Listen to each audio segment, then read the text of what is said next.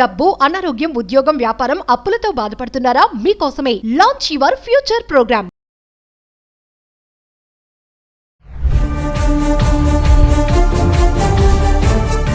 నమస్తే, welcome back to Suman TV. ప్రస్తుతం మనతో పాటు ఉన్నారు consumers affairs committee chairman Mandari Krishna Reddy గారు.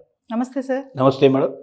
సార్, సెలబ్రిటీ మహేష్ బాబు గారికి కూడా కన్స్యూమర్ కోర్ట్స్ వాళ్ళు సమన్స్ ఇవ్వడం జరిగింది.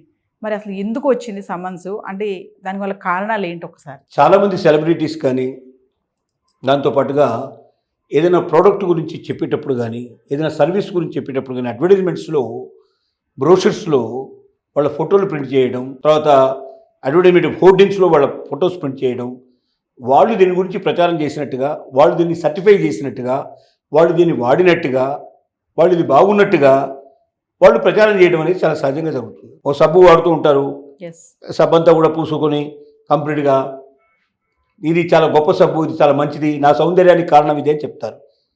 ఆ సబ్బులు దేనికి పనికిరాని సబ్బులకు కూడా ఒక్కోసారి అలా జరుగుతూ ఉంటుంది. ఆ సబ్బుల వల్ల రేపు పొద్దున ఎవరైనా వాడి వాళ్ళకి రకరకాల చర్మ వ్యాధులు వచ్చినట్టయితే వాళ్ళు కోర్టుకు వెళ్తారు, కన్జ్యూమర్ కోర్టులో కేసు వేయచ్చు. వేసినప్పుడు ఏమవుతుందంటే, మీరు పలాని సెలబ్రిటీ దీంట్లో పార్టిసిపేట్ చేసి ఆవిడది మంచిదని నాకు సర్టిఫై చేయడం వల్ల నేను దీన్ని కొనుక్కున్నాను, సెలబ్రిటీ చేయడం వల్ల నేను కొనుక్కున్నాను, చేయడం వల్ల కొనుక్కున్నాను వేస్తే ఆటోమేటిక్గా ఆ సెలబ్రిటీకి నోటీసులు వెళ్తాయి, సెలబ్రిటీ పిలుస్తారు.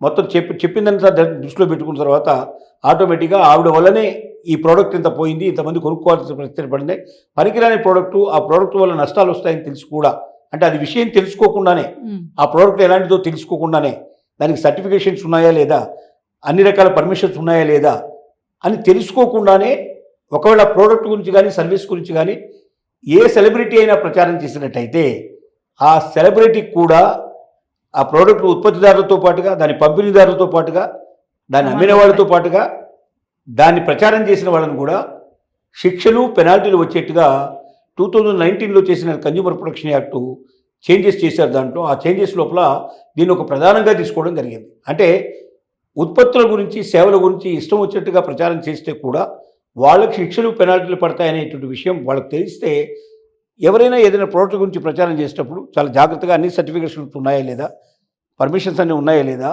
ఇది మంచి ప్రోడక్టే కాదా, ఇది మంచి ప్రోడక్ట్ అని ఏదైనా ల్యాబొరేటరీ లోపల టెస్టింగ్ అయినా జరిగిందా, వాటన్నిటి దృష్టిలో పెట్టుకుని అవన్నీ ఉంటే వాటి పేపర్స్ తన దగ్గర పెట్టుకొని అప్పుడు దాని గురించి ప్రచారం చేసినట్టయితే సరైన ప్రచారం జరుగుతుంది. మంచి ప్రోడక్ట్ని మంచి అని చెప్పడం తప్పులేదు, కానీ చెడ్డ ప్రోడక్ట్ని మంచిదని చెప్పి దాన్ని కోట్లాది మందితో కొనిపించి అంతమందికి ఆరోగ్యం పాడు చేయడం కానీ, డబ్బులు వృధా చేయించడం కానీ, ఇది ఒక రకమైన నేరం కిందకి వస్తుంది. కాబట్టి ఈ నేరంలో సెలబ్రిటీస్ పార్టిసిపేట్ చేయకూడదు అనేది దీని అర్థం. అంటే ముందే ఈ ప్రాసెస్ అంతా వాళ్ళు చూడరంటారా సార్? మీరు చెప్పారు కదా, చాలా మందికి అసలు అవి ఏమి ఉండవు. చాలా మంది సెలబ్రిటీస్ ఏంటంటే ఇంత డబ్బు ఇస్తారు, మీరు రియాక్ట్ చేయాలంటే వస్తారు, వాడు ఏం చెప్తే ఆ డైలాగ్ వాడు చెప్పేస్తారు, పూర్తి చేసుకుని వెళ్ళిపోతారు. డబ్బులు వచ్చినాయి చూసుకుంటారు చాలా మంది, కానీ ఇవన్నీ చూడరు. అదేం ప్రోడక్ట్ ఏమిటి ఏమి ఉండదు. చాలా మంది పనికిరాని ప్రోడక్ట్స్ గురించి కూడా మీరు చూస్తున్నారు కదా. పెద్ద పెద్ద వాళ్ళు బాత్రూంలో క్లీనింగ్ గురించి మాట్లాడడం మీరు చూస్తున్నారు. పెద్ద సెలబ్రిటీస్, వాళ్ళు 100 కోట్లు తీసుకునేటువంటి సెలబ్రిటీస్ ఒక బాత్రూంలో క్లీనింగ్ మెటీరియల్ గురించి చెప్తున్నారంటే, అంటే నేను బాత్రూమ్ తక్కువ అంచనా వేయడం లేదు, కానీ వాళ్ళకి అంత అవసరం లేదు. అంత చిన్న చిన్న ప్రోడక్ట్స్ వేరే వాళ్ళకి అప్పచెప్పొచ్చు, కానీ వాళ్ళే దానికి సిద్ధపడుతున్నారు. అంటే ఏమవుతుంది ఇక్కడ, ఇందులో మహేష్ బాబు గారు కూడా జరిగింది ఏంటంటే, ఒక రియల్ ఎస్టేట్ కంపెనీ వాళ్ళు ఏ పర్మిషన్స్ తీసుకోకుండానే, గవర్నమెంట్ పర్మిషన్స్ ఏమి లేవు దానికి, ప్రీ లాంచ్ అంటారు. ప్రీ లాంచ్ అంటే ఏ పర్మిషన్స్ లేకుండా, నాకు పర్మిషన్ వచ్చిన తర్వాత నేను 1000 రూపాయలకు అమ్మేటైతే పర్మిషన్ లేకుండా నీకు 500కే ఇస్తాను, 250 రూపాయలకి ఇస్తాను అని తక్కువ రేట్లో అమ్ముతారు. కానీ వాడు రేపు పొద్దున పర్మిషన్ తెస్తాడో లేదో తెలియదు, అది అమ్ముతాడో లేదు, కడతాడో లేదో తెలియదు. ఇలా ఎన్ని లక్షల మంది, కోట్ల మంది ఇప్పటికి నష్టపోయారు, మోసపోయారంటే అంతమంది మోసపోయారు. ప్రీ లాంచ్ అనేది ఇల్లీగల్, అది లీగల్ కాదు. ఎవరైనా ప్రీ లాంచ్ వ్యాపారం చేసినా కూడా, ప్రీ లాంచ్ అంటే ఏంటి, లాంచింగ్ చేయడానికంటే ముందరే, అంటే దాన్ని అన్ని పర్మిషన్స్ తెచ్చి నేను వాళ్ళ నుంచి అమ్మకానికి పెడుతున్నానని చెప్పి మార్కెట్లో పెడితే దాన్ని ఆఫ్టర్ లాంచింగ్ అని పిలుస్తాము. ప్రీ లాంచింగ్ అంటే ఏంటి, ఏ పర్మిషన్స్ లేకుండానే, ఏమీ లేకుండానే ఓ ల్యాండ్ చూస్తారు, ఏదో ఒక 10%, 5% వాడికి అడ్వాన్స్ కట్టేస్తారు. 1 లక్ష, 2 లక్షలు, 10 లక్షలు అడ్వాన్స్ కట్టేసి మిగతా డబ్బంతా కూడా నేను నెలలో చెల్లించి నీ దగ్గర తీసుకుంటాను, తర్వాత దీనికి పర్మిషన్స్ కోసం నేను అప్లై చేసుకుంటాను, పర్మిషన్స్ వచ్చిన తర్వాత నీకు కొంత కట్టుకుంటూ పోతానని చెప్పి వాడితో రియల్ ఎస్టేట్ వాళ్ళు చేసే పని ఇది. తీసుకున్నాక ఏం చేస్తారు, ఏ పర్మిషన్స్ తీసుకోకుండానే చెప్పేస్తాను. పర్మిషన్ వచ్చిన తర్వాత అయితే నీకు ఇంత రేట్ అవుతుంది, ఇప్పుడైతే దీంట్లో 1/4 కడితే చాలు, హాఫ్ రేట్ ఇస్తే చాలు అని డబ్బులు కలెక్ట్ చేసుకుంటారు.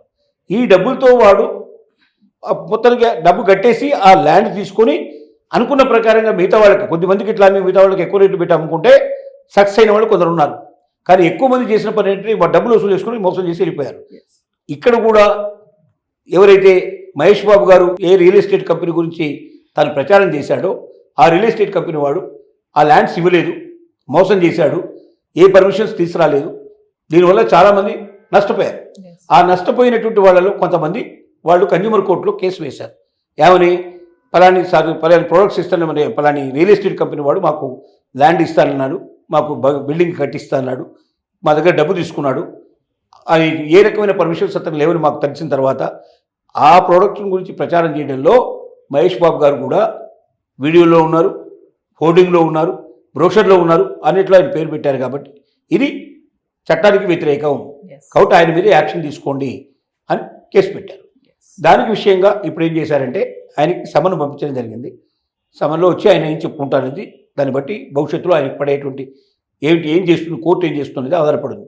కానీ ఈ విషయం వల్ల ఇతర ఎవరైనా సెలబ్రిటీస్ కానీ మామూలు వ్యక్తులు కానీ ఏదైనా ఒక అడ్వర్టైజ్మెంట్లో పార్టిసిపేట్ చేసేటప్పుడు 1-2 సార్లు ఆ ప్రోడక్ట్ కరెక్టా కాదా, దానికి గవర్నమెంట్ పర్మిషన్స్ అన్నీ ఉన్నాయా లేదా, ఆ ప్రోడక్ట్ ఇంతకుముందు ఏదైనా వేరే వాళ్ళకి ఏదైనా ఇబ్బంది కలిగించిందా, దానివల్ల ఆరోగ్యమైన పాడే అవకాశం ఉందా అనే విషయాల్ని పూర్తిగా అవగాహన చేసుకున్నాకనే అందులో పాల్గొనండి. లేకపోతే మీకు కూడా శిక్షలు పెనాల్టీలు తప్పవు.